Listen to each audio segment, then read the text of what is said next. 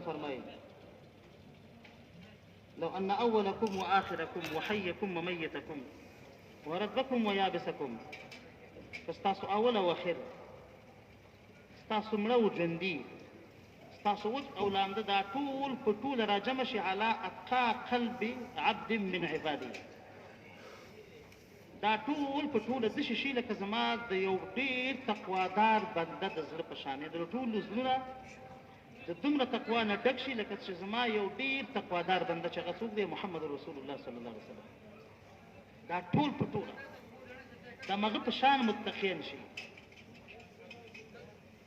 رسول الله صلی الله علیه وسلم فرمایي ما زاد ذلك فی ملکی جناح بعوضه